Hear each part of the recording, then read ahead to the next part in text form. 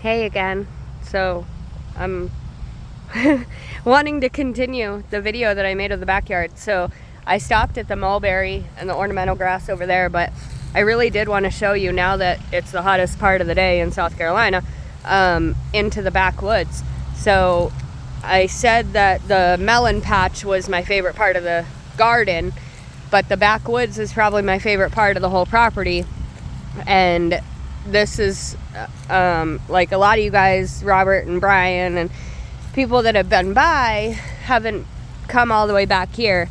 It's a bit of a hike, but again, I only have an acre and it really is enough space for my small family and everything I want to do. In the last video I talked about how the honeysuckle was starting. Hi Lucy, that's Barn Cat Mama. So I was talking about how the honeysuckle was starting to come in and kind of lay on top of all the blackberry that did have a massive orange rust problem. And so you can see, like, there's still some existing orange rust. This was literally everything you could see was covered in it a month ago. Not even. And now that all this honeysuckle, which is equally as invasive and problematic, but smells amazing, as all this honeysuckle comes in, it's wiping out the problem with the blackberries. So a lot of new growth, but eventually all this will get cut back. Anyway, this all hopefully will be a pond, which my friends on next door know that I would like to dig a pond for the ducks to have, but let's keep going. We have a lot of English ivy. So some genius, when these plots, I have a little girl that, my daughter, she's almost 12, and she comes back here and she's got a fort and all kinds of random things going on, but I love it. That's what I would have been doing as a kid, not on the video games and all that. You'll see several like ground nest type things that pop up every spring. I'm not from around here, but yeah, whatever they are, I don't care. So some genius, when these plots were marked out, decided to plant a perfect row of trees. So yes, they've had their own issues.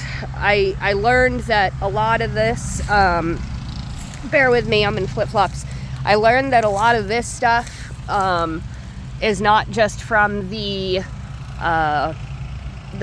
English ivy, but a lot of it is actually from like a poison ivy or so Lucy, what are you doing?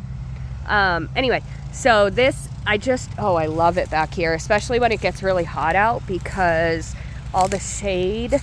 If anybody knows about the 15-foot hibiscus tree that I pulled out and propagated, that came from back here.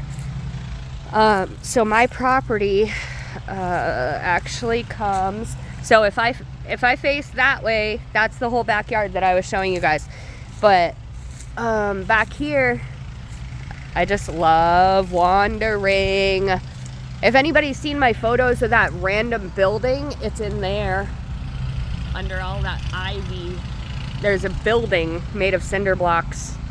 But yeah, my property backs up to a factory. It's like a metal manufacturing factory, and I don't mind it at all, because my employer, we in store used a lot of forklifts, and so I actually, it feels like home to me to hear, just like having the tow yard across the street. My stepdad was a tow truck operator for as long as I remember, and it's nice to me to have those reminders, and I don't mind that the property's not that quiet. My next one will be, but for now, I want to show you guys this magnolia, because, like, who knew? It's not this guy, it's this one here. So this magnolia is as tall as I could possibly. There's no way to get back far enough to see normal magnolias, like the one I have in the front yard. They'll grow to, I don't know, 30, 40 feet and 10, 20 foot around, and that's nice. But this one anything that's back here has to reach the canopy. So it has to keep going, and there's very little foliage down the middle because of all the shade. So I am so impressed with this magnolia. I don't know how it ended up here. And this is also where I found that tropical hibiscus tree. They're not the only mysteries put here by humans, I'm assuming. But yeah, just lots of beautiful, beautiful trees. I'm learning a lot about them and what their purpose is here and how to identify things. I'm just kind of tromping through the woods. That's my neighbor's shed, so the corner of my lot is right there. Beautiful new growth coming in here. So that's the embankment that the factory kind of takes care of, I suppose. It's almost a fire lane that's a few foot wide, and that's how all the deer come through. And if they don't want to come into my yard over there, then they just cut back behind where this fence runs, and they can get all the way down through the woods just by using this one fire lane here. There's still a lot of man-made mess that I'd like to deal with eventually. Lucy's following us. Let me show you where this comes back out. I walk back here. I try to get back here at least once a week when the weather's nice. One, so that I can explore and look for cool stuff that I need to learn more about, because this is my property and I need to know it. But like that, if you look really closely, right there is a baby magnolia tree. So the more I look around, the more I discover. And yeah, that factory's a little bit unsightly, but from spring to fall, when everything's filled in, you can't hardly see it from the house. And again, the sounds and stuff, they don't really bother me. I want to come around and show you where this loops in. Actually, you know what? Change of plans. We're going to walk all the way to the front yard. I'm not even going to make a second video. We're just going to keep going. So that cuts back in. If I didn't have all that brush dying right there. This juniper tree right here. And the juniper is good for 1,000 things. But this juniper tree, we just decimated that bottom of it so that my next door neighbor, he does not like the English ivy that's taken over. So we offered to come out. This is right on our property line. So we offered to come out and just give it a really hard prune at the bottom. So we're letting all that stuff die and lighten up before we'll burn it eventually. You guys know this part of the property. If you've seen the last video of the backyard, that's that ornamental grass that I put in over there. But so we're now like walking the property line. Anyone who's seen my azalea photos, those are all the massive azaleas that have been there for decades. All right, so baby ducks. Oh, they don't like it when somebody comes up behind them. That's all good, baby. Chaos Garden's back there. Oh, hey, it's me. And Juniper the bird dog. She likes to bark at everything. Blue nose. Hi, Tyson. No barking. Okay. Oh yeah, the dog yard's a mess. I don't even want to film that. Stuff everywhere we gotta pick up. But, real quick, if you're still with me, nobody's home, so, well, my son is in the house, but he's 19, so my friend put a bunch of hostas at the base of this tree here. These are my Christmas lights, so we're just never going to take them down. But she put a bunch of hostas and they're thriving. I came through and planted, I broadcasted actually Morning Glory along this fence like I did last year, just in a more chaos way. And you can see we got lots of plants. They're just really desperate for more water because this guy really does not allow them to get a lot of water. So that's Jasper, the boxer mix. So Oh, he picked up the basketball hoop from the windstorm last night. But my messy porch. Oh, so as many times as I mentioned the hibiscus. So this is a piece of that. So this hibiscus was about 15, 20 foot tall in the back. There was no foliage because in the backwoods, like I showed you guys, a tree has to reach the canopy in order to get sun. So it should have never been back there. But I have an even bigger cutting. This one's for Max. Hopefully I'll be able to give it to him at some point. But I have an even bigger one in my office, which is right there in that window.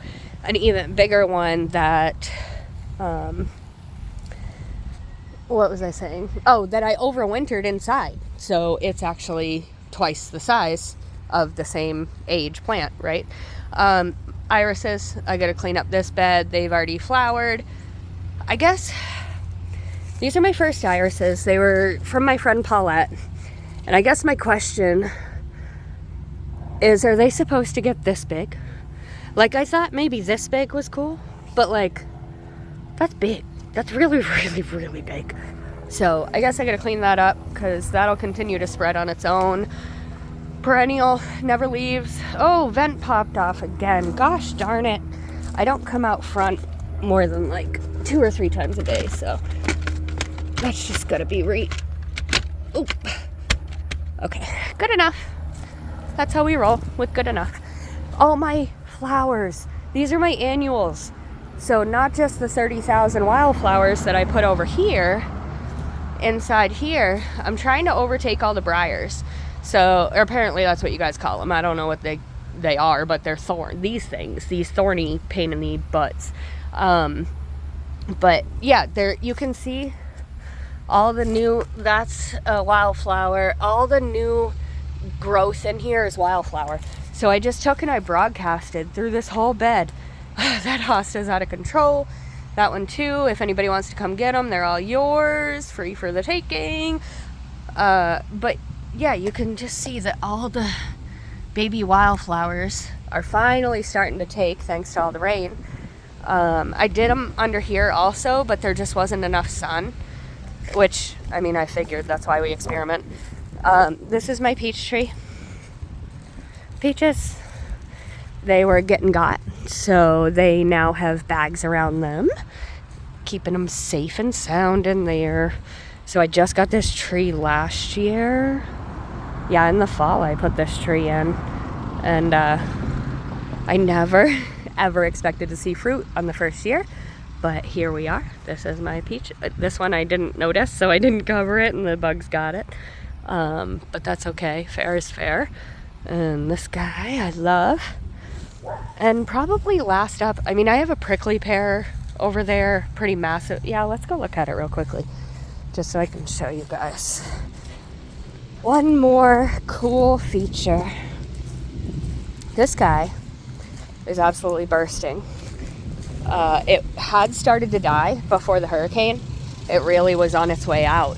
If you look at all the existing growth, it was ready to die. It just wasn't, you know. But anyway, since the hurricane, as with all things I'm seeing around the property, it's got a whole new life. It's pretty funny because these are soft until, ow, hold on. Ow, I said it was soft and now it hurt me. Hold on.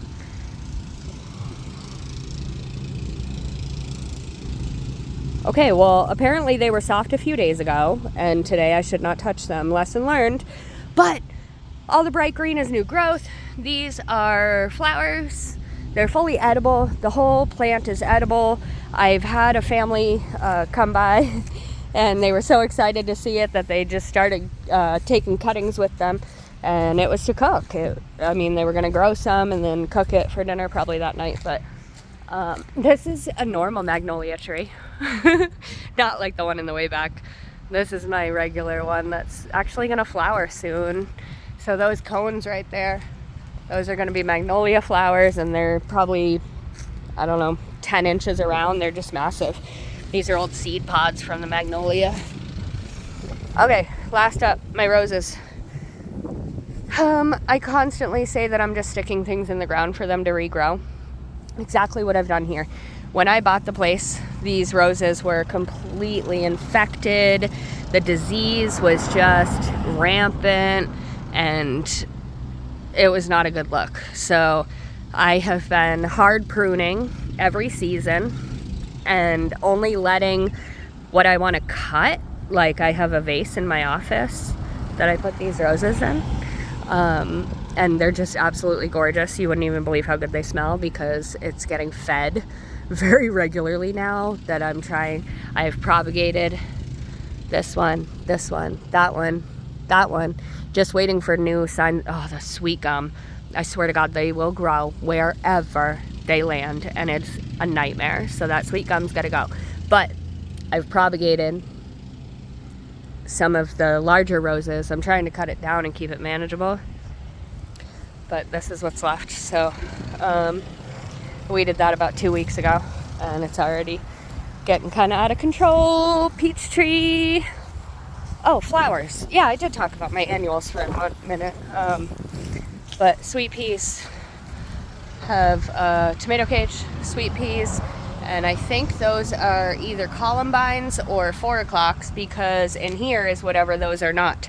Again, I don't label anything, so whatever happens, happens. And that being the front, or the entry we don't use, that's where those are and where they'll stay, because they are annuals and will not come back for me next year. So, all right, well, this was a long one, but still fun nonetheless. I hope you guys liked exploring with me. Bye.